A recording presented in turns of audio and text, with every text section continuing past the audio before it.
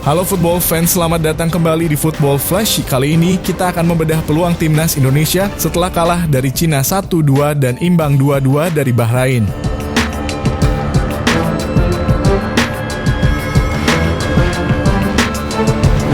Meski hanya membawa 1 poin dari 2 pertandingan tandangnya itu, timnas Indonesia tetap masih mempunyai asa untuk lolos ke babak berikutnya.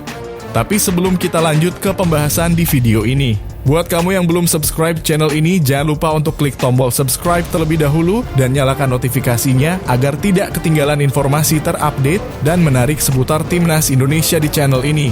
Untuk kamu yang sudah subscribe, terima kasih ya. Sekarang lanjut kita bahas videonya ya football fans.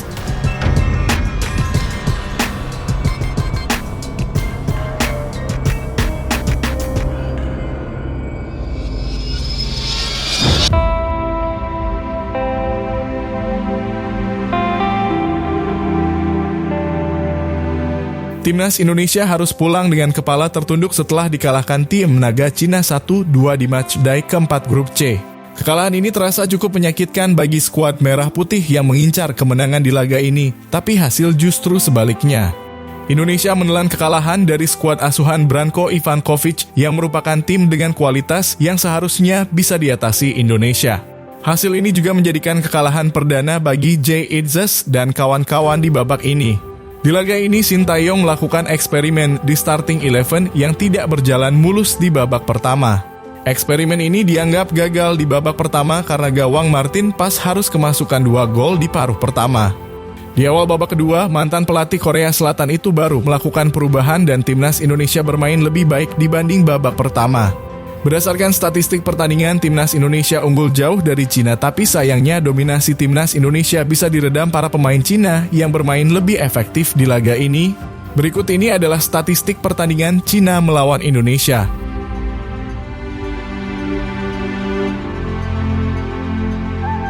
Hasil ini juga membuat perjuangan timnas Indonesia akan menjadi lebih berat di grup C. Sebelumnya, timnas Indonesia mencatatkan hasil imbang 2-2 saat bertandang ke Bahrain.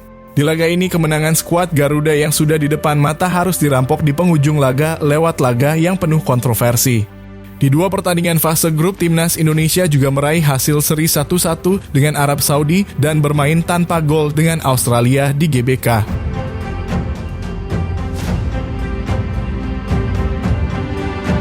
Sebelum menjalani matchday 3 dan 4 grup C, sejatinya timnas Indonesia sudah menargetkan 6 poin atau minimal bisa membawa setidaknya 4 poin dari 2 tandang ini, tapi nyatanya timnas Indonesia hanya bisa membawa 1 poin saja.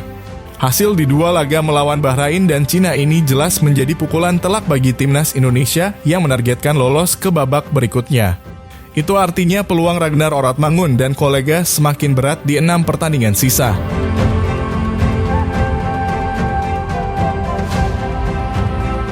Di sisi lain, sialnya timnas Indonesia belum menghadapi lawan terkuat di grup ini, yakni negeri matahari terbit timnas Jepang. Menghadapi Jepang jelas bukanlah hal yang mudah untuk bisa mencuri poin. Apalagi saat ini skuad asuhan Hajime Moriyasu masih kokoh berada di puncak klasemen grup C dengan koleksi 10 poin dari 4 laga. Walau di matchday keempat kemarin timnas Jepang ditahan imbang 1-1 Australia. Meski begitu, hasil imbang di pertandingan lainnya juga membuat timnas Indonesia masih berpeluang besar untuk lolos ke babak berikutnya. Di laga lainnya, Arab Saudi juga ditahan seri Bahrain 0-0.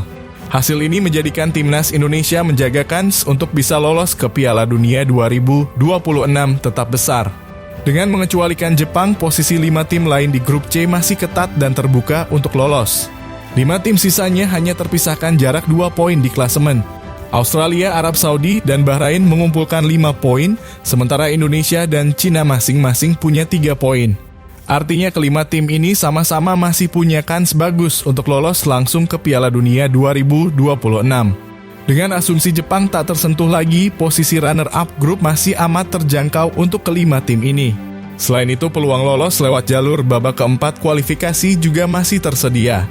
Dari babak ini 2 tim pemuncak grup bisa lolos langsung, sementara runner-up grup akan maju ke babak kelima untuk berebut tiket playoff.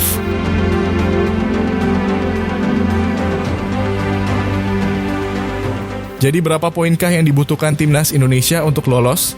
Untuk bisa lolos otomatis ke putaran final Piala Dunia 2026, Indonesia perlu finish di posisi pertama atau kedua klasemen akhir grup.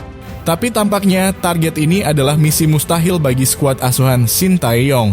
Dengan lawan-lawan yang mempunyai level kelas di atas Indonesia, maka dari itu Indonesia mempunyai peluang besar untuk lolos ke babak berikutnya dengan menempati peringkat 3 dan 4 grup C. Target ini dianggap lebih realistis untuk timnas Indonesia. Dengan 6 laga sisa, Indonesia perlu meraih minimal 2 kemenangan dan 2 hasil imbang dari 6 pertandingan tersisa sambil berharap tim-tim lain seperti Australia dan Arab Saudi terpeleset.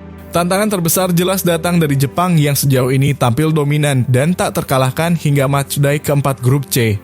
Walaupun semua bisa saja terjadi di sepak bola, tapi timnas Jepang tetaplah Jepang, tim yang selalu sulit untuk dikalahkan dan terlalu kuat di Asia. Sejauh ini tim Samurai Biru juga jadi tim tersubur di antara semua negara di putaran ketiga kualifikasi Piala Dunia 2026 zona Asia. Negara dengan ranking 16 FIFA itu jadi tim mematikan dengan mencatatkan 15 gol dan hanya kemasukan 1 gol dari 4 laga yang sudah dijalaninya. Menariknya, di laga selanjutnya timnas Indonesia akan menantang timnas Jepang di matchday kelima grup C. Laga yang cukup berat bagi timnas Indonesia ini akan berlangsung di Gelora Bung Karno pada 15 November mendatang.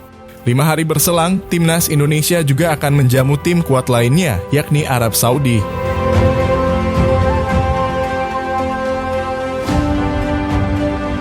Peringkat 4 adalah target realistis.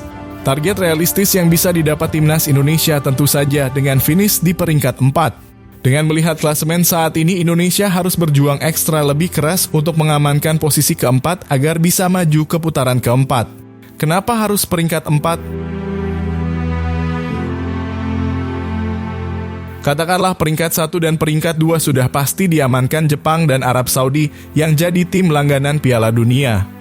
Benar bahwa sepak bola tidak bisa diprediksi, tapi 2 negara tersebut masih terlalu kuat bagi timnas Indonesia. Dengan kata lain, Indonesia bisa lolos dengan menempati peringkat 3 dan peringkat 4. Tak hanya 2 negara tadi, di grup C ini ada juga timnas Australia yang juga jadi langganan Piala Dunia. Katakanlah Australia akan mengamankan posisi ketiga di akhir klasemen nanti. Karena itu target paling realistis untuk timnas Indonesia adalah peringkat 4. Dengan berkaca dari round 3 AFC World Cup Qualifier sebelumnya, Indonesia membutuhkan 10-12 poin untuk bisa lolos. Jika melihat kualifikasi zona Asia dalam beberapa edisi terakhir, perkiraan poin aman untuk finish di peringkat 4 adalah 12 poin. Sekarang timnas sudah mengumpulkan 3 poin, itu artinya skuad Garuda masih membutuhkan 8 poin lagi. Lalu 8 poin ini bisa didapat dari mana ya?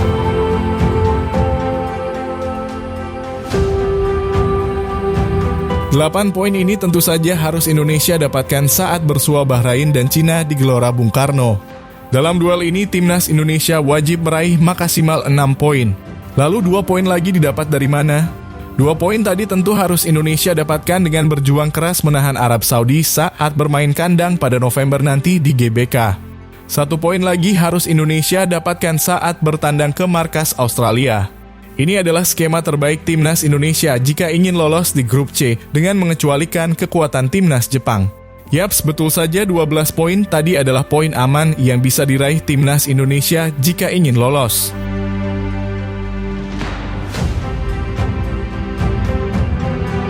Nah, football fans, itu tadi adalah skema atau hitung-hitungan timnas Indonesia yang tentunya masih mempunyai peluang untuk lolos ke babak berikutnya. Kalau menurut kamu gimana prediksi timnas Indonesia di sisa laga grup ini? Tulis pendapat kamu di kolom komen ya. Jangan lupa beri like dan share video ini jika kamu suka agar channel ini bisa terus berkembang.